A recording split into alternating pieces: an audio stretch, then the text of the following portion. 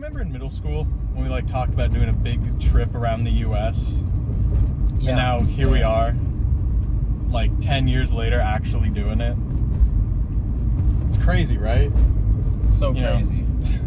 What we are attempting is actually insane. A massive loop around the lower 48 states spanning over 10,000 miles. The plan is to visit every state on the border and in addition to that, see the north, east, south, and westernmost points of the contiguous US. My friend Nathaniel and I have prepared for months for what's about to happen. I hope you're ready for one of the most insane road trips ever. This is The Big Loop. What's the worst that could happen, you know?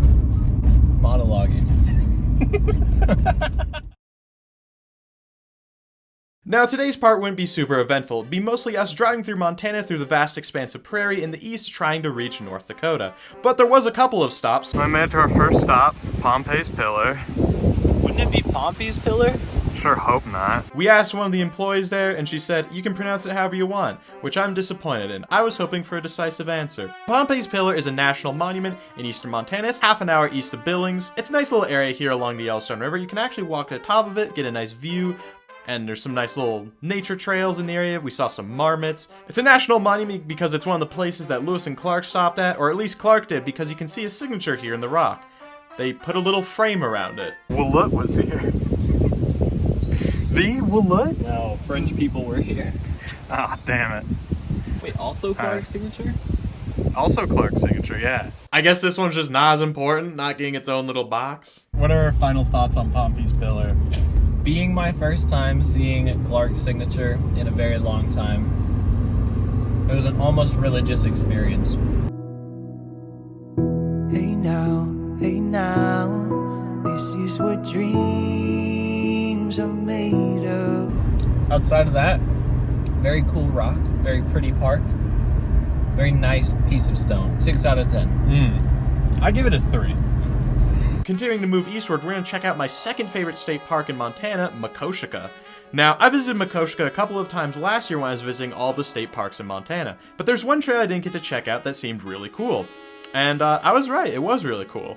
Because you actually get to go down into the Badlands here, and like actually walk around on the formations, and the trail isn't super well defined. So it's definitely a pretty cool little hike. Of all the spots we've seen today to die an influencer's death, that's gotta be number 1. Oh, yeah. If you're ever passing by Glendive, I don't know why you would be. I would highly recommend checking out Makoshika. I don't even have a lot of bits here. This is just like a really cool state park. Now, eastern Montana kind of overshadowed by western Montana, but I'd say this is definitely a hidden gem of the east. Of the 2 things we've seen today, where would you put it? Pretty cool stone formations. I give this a 5.5 out of 10. You're gonna have to go an 8 here. Whoa. And we continue eastward, and right before we're about to pass into North Dakota is where this starts to be new territory for me. I've never driven on this chunk of road before. Almost everything after this will be 100% new to me, and I was super excited for it, and it's really setting in what we're about to do. How does it feel to be in North Dakota? I love North Dakota. It's my favorite state. It was weirdly scenic in this gas station parking lot of Beach, North Dakota. By the way, there's a town in North Dakota called Beach. It's so far away from the coast, and you might think, hey, maybe I have like a big lake or something nearby. No. We'll live after that, pass through the town of Medora, head south to Sully Creek State Park, and that's where we set up camp for the night. And this is a pretty cool little area. North Dakota is giving us a strong first impression, and it was a nice little shield from the wind, which had been probably the biggest obstacle all day. And then we had some dinner, which consisted of tacos, where I accidentally bought a head of cabbage instead of a head of lettuce. So, I mean, when that's the worst thing that happens all day, I think that's a pretty good day. Now, day 2 you wouldn't think would be one of the more eventful days considering we'd mostly be in North Dakota and just trying to cross that, but there was a lot of things we saw. First up is Theodore Roosevelt National Park, just a little bit to the north of where we were staying. Unfortunately, we didn't have much time to spend here, but we did check out a couple of viewpoints, the trail, and the prairie dog towns. There is more prairie dogs here than I have ever seen pretty much anywhere, and I've been to a decent amount of the plains. And they pray to the sun. They do pray to the sun. And all these little dots are prairie dog burrows. They're all over on the road. This one's cool. We could see some bison in the distance. We also stopped at one trail, that being Wind Canyon. Like, it's windy, but like, so is everything else here, so. This would be a clutch sleeping spot. If your legs could. And Wind Canyon, of course, had some cool scenery, but you know, this trail, I think is just a little too well defined for my taste. How Very we good. feeling? Very green. Very green, Very yeah. interesting badlands. Good rock formations. 7.5 out of 10. Yeah, we definitely visit, I think, at the right time of year. Mm-hmm. And this is probably, like, what's crazy is this is probably peak season, and there's, like, no one here. Like, I mean, there's some Dead. people. That being said, of the national parks I visit, I do think this is my least favorite. Cruel. I hate to say it, because it's a lovely place, but I give it, like, a solid B on my scale of national parks. Maybe even a B+. Short amount of time here because we had to get going down the road. We were crossing the entirety of North Dakota today, pretty much, and a decent chunk of Minnesota, so... Dickinson? No thanks. That's incest.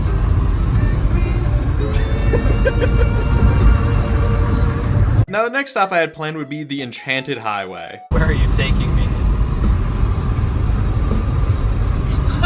If you are unfamiliar, which I'm guessing most of you are, the Enchanted Highway is a highway with just a bunch of giant welded sculptures. Starting off right off the interstate is Geese in Flight.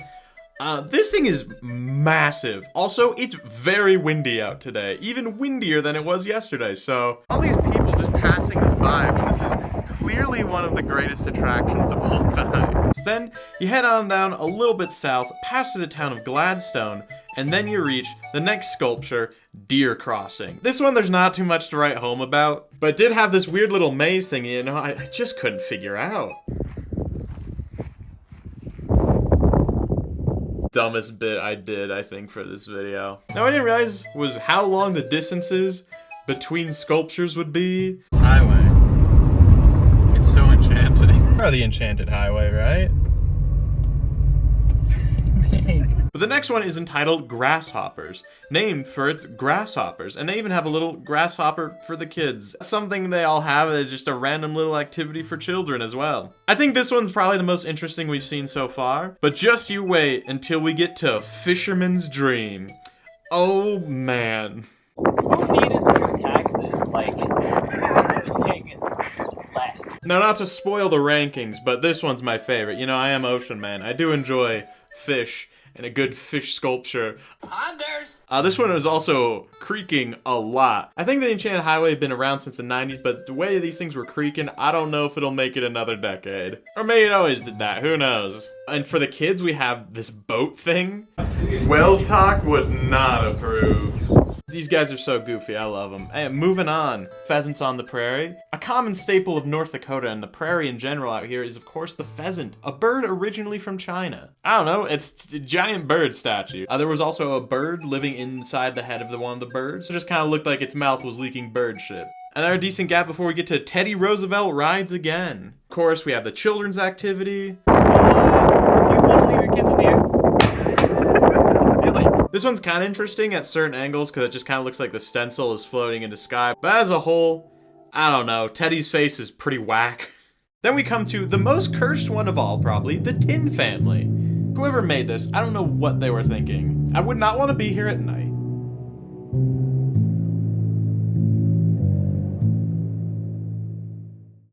Then at the south end of the highway, you reach the town of Regent.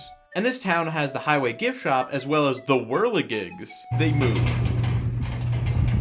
Like, if you live in this town, hearing that noise is just like part of everyday life. Probably like at least once an hour. There's not too many people on the Enchanted Highway. There's still one final sculpture to check out. And from the Enchanted Castle Hotel, which they've been promoting the whole way down, is this giant dragon and knight statue. It's kind of hard to pose a statue that big that's kind of cobbled together, so just kind of like shooting a sword at a dragon. It's probably one of the cooler ones, though. What did we think?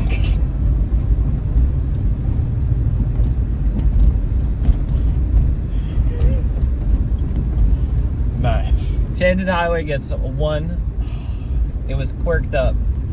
No, that was great. If I had to rank them, I think at the bottom, Tin Family, cursed, bad. Tin Family was horrible. Then I'd put the deer, because like the deer kind of is like whatever. Okay, yeah, who cares? Then maybe like Teddy Roosevelt, that was another kind of whatever one. Probably then geese. Oh yeah, then the geese. Fish next.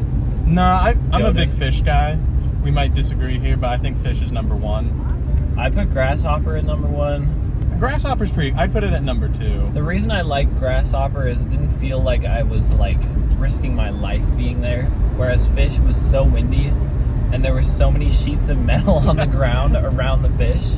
I was slightly scared. And then Pheasants is also kind of in the middle. Like, I guess it's a little bit more near the Pheasants low-key was ass. I'm putting Wait, a pheasant! Hold on! Yo. They're like, what did you say about me? Yeah. What rating do you give it out of 10? The whole thing? Yeah. I'd give that like a 7. Crazy. That is crazy high. Well, now I gotta drive back. So that was a good way to kill an hour and a half. And after continuing eastward, the next thing we'd be seeing is another giant statue. This time, Salem Sioux outside the town of New Salem is the world's largest Holstein cow. Now, the first thing you notice when walking up to it is the massive udder veins that they decided to not only mold, but also paint pink. Nasty. We walked up this hill, got a pretty cool view of the area. It's like probably one of the highest points in all of North Dakota. Now, up here also, the wind was amplified so much. This might be the most wind I've ever experienced in my life. I don't think that's an exaggeration. Will we be donating to Salem Sioux? No. I don't like Salem Sioux's veins. The veins on Salem Sioux's udders are hella freaky. Yeah, I would donate to remove them. 1 View is out of cool. 10 again. Well, okay, the view, pretty cool. Salem Sioux, no. Actually, yeah, good trail.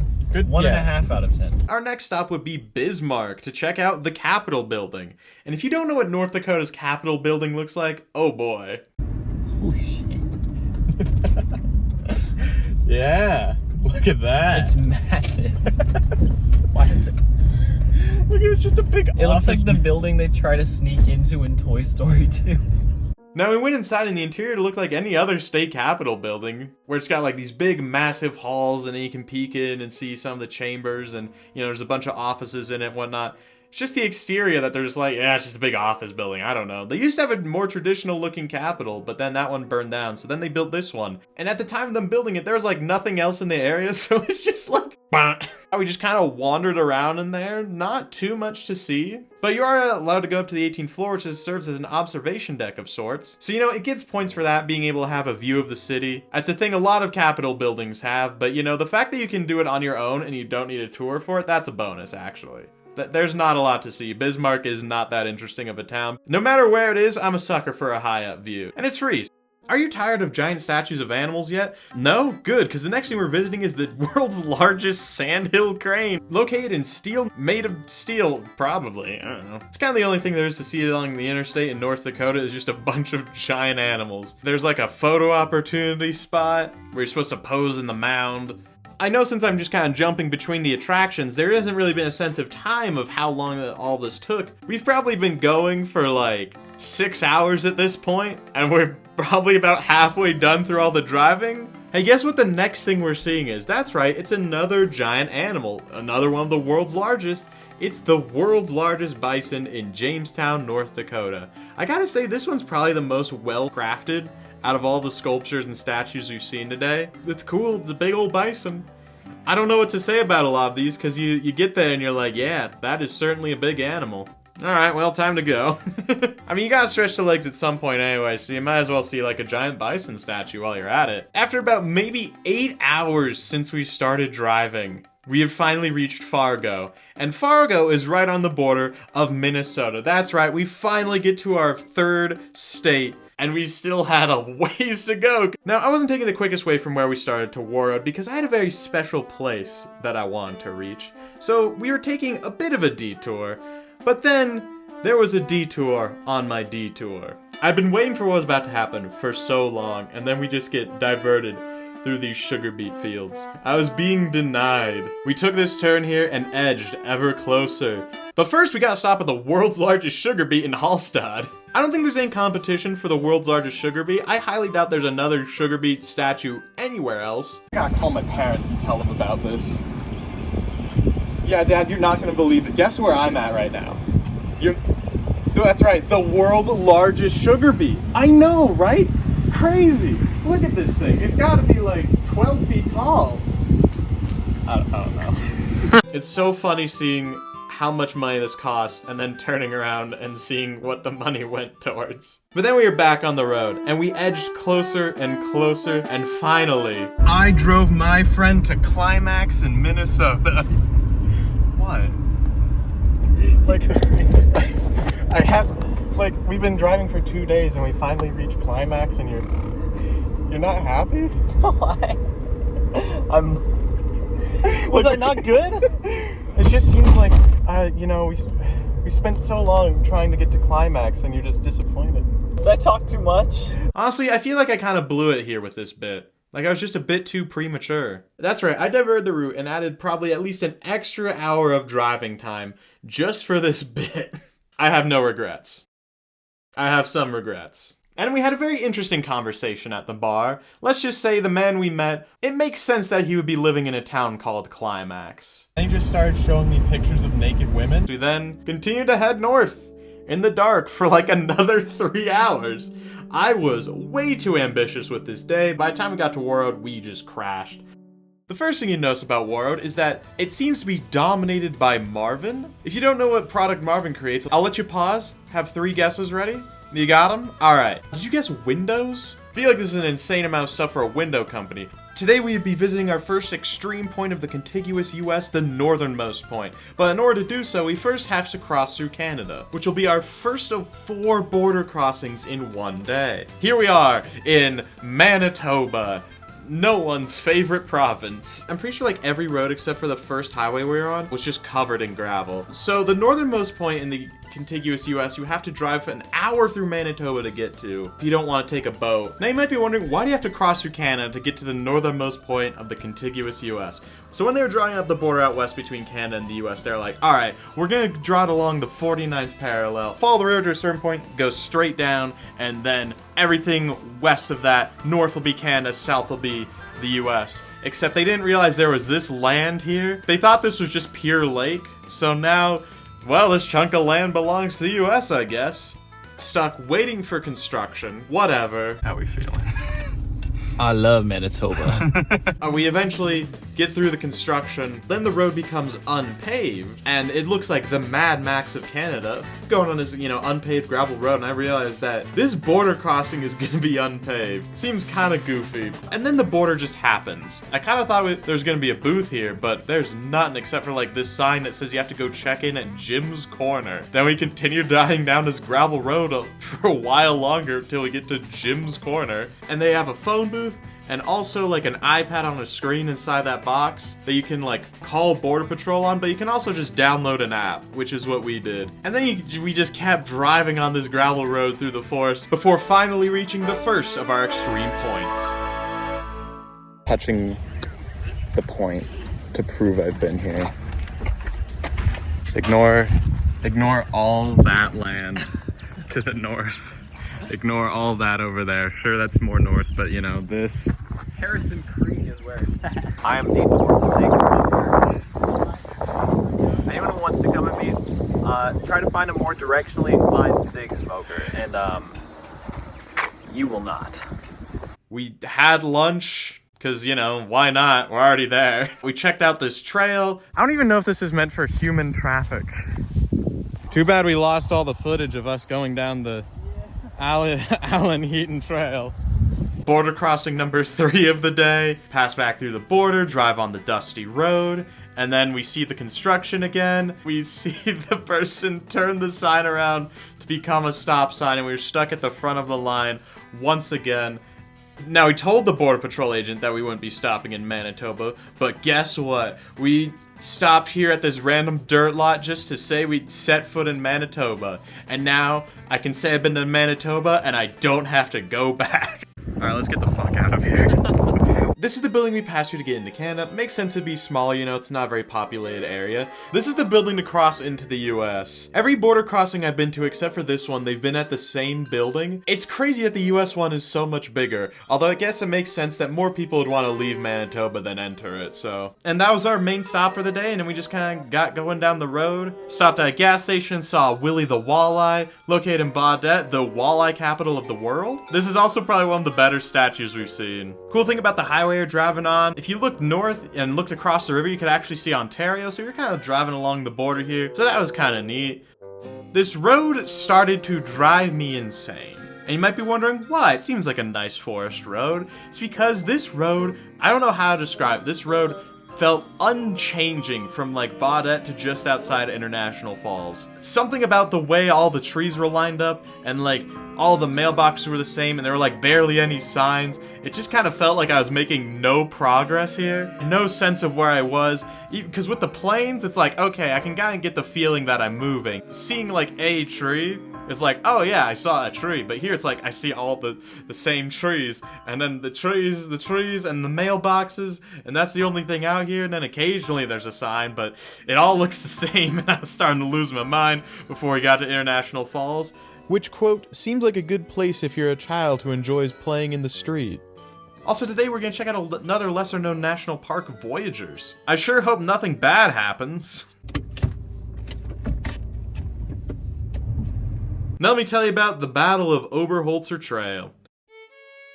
The Battle of Oberholzer Trail. While traveling through Voyageurs National Park, Ocean Man and Nathaniel entered the enemy territory along Oberholzer Trail. Unbeknownst to them, they will be traveling through the heart of enemy territory. Hundreds of mosquitoes soon descended upon them. While the mosquitoes were significantly weaker than the pair, their sheer numbers were enough to quickly overwhelm the invading forces. Ocean Man and Nathaniel quickly retreated from the woods, suffering heavy casualties. Each one had several bites on the legs, arms, and neck. The mosquitoes also suffered heavy casualties, with their death toll in the hundreds. Where the fuck were you, bro? Getting eaten alive out here. 2 out of 10. Yeah. Actually, 3 out of 10. I'm sure if you came here with one of those beekeeping suits, it would be lit. Now, a lot of national parks kind of feel like a highlight of the surrounding area, but Voyageurs just kind of felt like the rest of northern Minnesota. I don't know what was so special about it. Like, it's a cool area, but it also been what I've been seeing for like the past day. And then we passed through a part of Minnesota called the Iron Range, which honestly I'd love to come back to and check out sometime. But you know, kind of blasting through. Well, which one is it?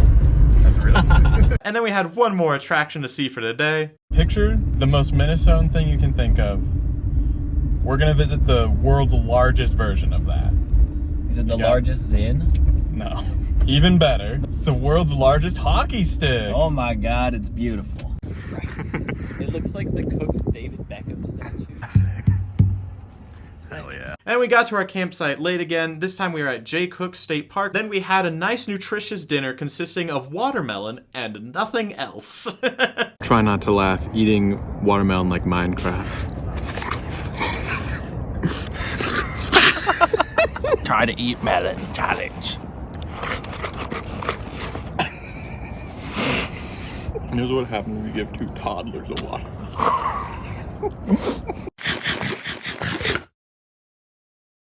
Now, Minnesota was starting to lose me yesterday with the Insanity Road and all of the mosquitoes, but it then won me back over when we checked out the rest of Jay Cook State Park. It has this really cool bridge over these rapids.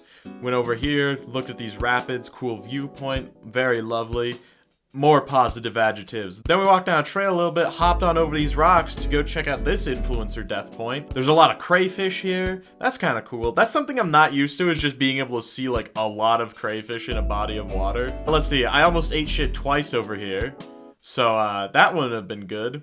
We're going to do a lot today, but rather than it being stretched out over a long area, it's going to be mostly condensed in Duluth today. And the drive into Duluth is pretty cool if you come from this way. You know, you're coming down and you're overlooking a hill and the camera doesn't pick it up that well. Oh well. As we were driving in, I'm like, dang, Duluth's vibe was a little bit cooler than I thought it'd be. All these kind of old buildings kind of like condensed together on the hill. And then we exited off the highway and got into downtown, and it was very dead. Yeah, it's one of those cities where downtown is just kind of... This would be our first city that we'd actually kind of like walk around and explore. We walked up the hill a little bit, checked out some old buildings, checked out this building, which looked really cool. It turned out was an old school. We walked over to the waterfront, which appeared to be a little bit more lively. And we saw a big ship. Saw one of Duluth's most iconic landmarks, the what the fuck's this thing called? The aerial lift bridge, which will lift up to let ships pass underneath it. Ended up getting to see that happen. Kind of neat little area to walk down. The main thing I wanted to check out in Duluth was the Great Lakes Aquarium, and this was the scene as we walked up to it. skunk on a leash. There's like a Scottish dancing festival happening when we were there, so the entire time there's just bagpipes playing outside. But why did I want to visit the Great Lakes Aquarium? Surely we'd have opportunities to visit like bigger and better aquariums. Because of the sturgeon.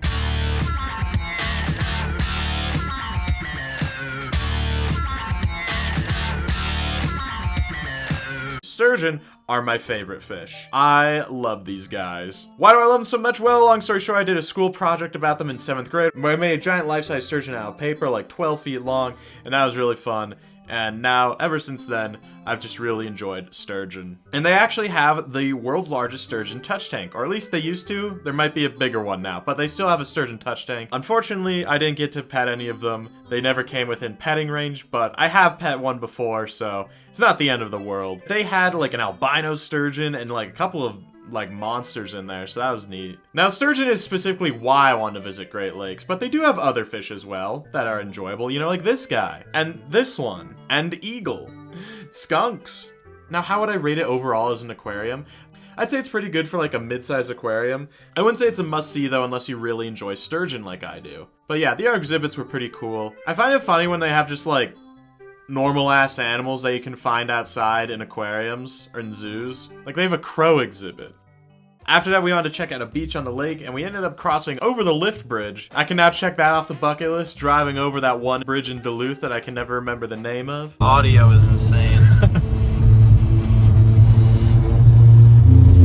The scale of the Great Lakes is crazy, that's all I gotta say. We got done with Duluth. The main strip is like bank buildings, and then everything else completely vacated. Down by the water, it was a little bit more lively down in Duluth. Crossed that one bridge that goes like, you know, if you know anything about Dunedin, then you know about that one bridge that goes. Final score of Dubuque. Dodgen, I'm gonna give 4 out of 10. Decent beach, actually. It was refreshing. When we get to the good part, Yes.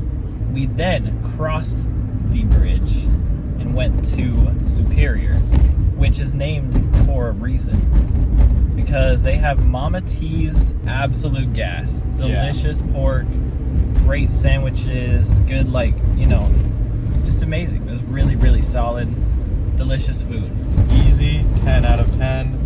If you told me last week that I'd have the best barbecue of my life in Superior, Wisconsin, I'd tell you, yeah, it sounds random enough, I believe you. And after that, our day would mostly be driving. Now, if I had $1 for every town named Poplar on US Highway 2 that I've driven through, I'd have only $1, because I haven't been through the one in Montana yet. Took a quick pit stop in Ashland, kept driving a little bit, and hey, we're in Michigan now. 3 states in one day? Crazy. So yeah, here we were in Michigan's Upper Peninsula. We saw this really crisp rainbow that ended up being a double rainbow, actually. Every tiny town we passed through had like these flashing yellow lights that, from what I could tell, didn't actually mean anything. Once again, we reached our campground in the dark. Very consistent. On day 5, we woke up to some rain and a new friend on the tent. His name's Clive. But what is Clive? Apparently he's a dragonfly. Today we were starting out near Marquette and we were just gonna keep moving eastward along the peninsula. It's kind of crazy how much the lakeshore here resembles the Oregon coast. I mean, it is a little bit different, but just like the overall vibe feels kind of Oregon-y. We made an impromptu stop at something that I didn't know existed, Lockinen Land, which is a sculpture park just off the highway that's open to everyone except the feds. Based. Now, of all the sculptures we have seen, this was the wildest. From what I can tell, they're all created by Tom Lockinen, and you're allowed to drive through and check out the sculptures or walk around. Like, I'd be lying if I said some of these weren't like a little bit cursed at least. Now, the vibe of these sculptures ranges from dudes will see this and think, hell yeah. Why does he have a dick? That's a good point. Does it spin? Please tell me it spins. Oh yeah.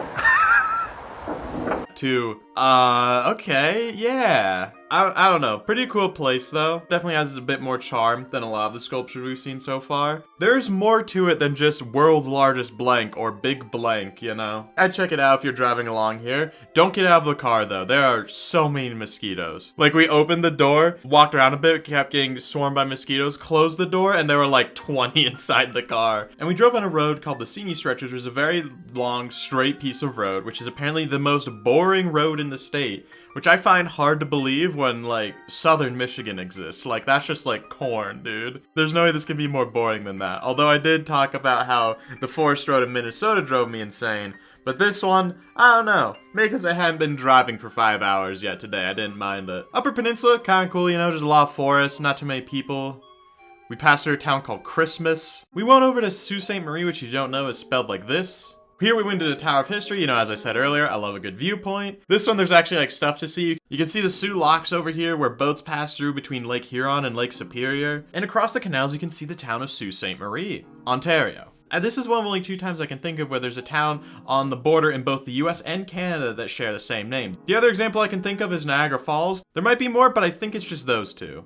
And as we were driving out, so you know how gas stations will have the price of fuels located on like that big sign in front of them? This one also had the price of cigarettes. They gotta keep their priorities straight. Then we drove south to stop at a rest area and get a view of the Mackinac Bridge, the legendary bridge that connects the upper and lower peninsulas of Michigan. So Mackinac is spelled with a C at the end, even though it's not pronounced. And if you say Mackinac, people from Michigan will be absolutely bewildered, perplexed, flummoxed that you would even say Mackinac. I feel like Mackinac isn't an unreasonable assumption to make if you've never heard that word before. Now, I was also thinking about May trying to go over to Mackinac Island, which is a car-free island over here, but I was like, decided it wouldn't be worth it. Checked out Castle Rock. We walk up a bunch of steps to get to another viewpoint. Let's go. This one's pretty cool. You're able to see the forest of the Upper Peninsula here. You can see Mackinac Island, look at the lakes. Just a very cool viewpoint. Probably the best one we've been to so far. Now, I wasn't quite sure what to do with the rest of the day since we'd be staying in Mackinac City just across the bridge, and we were almost pretty much there.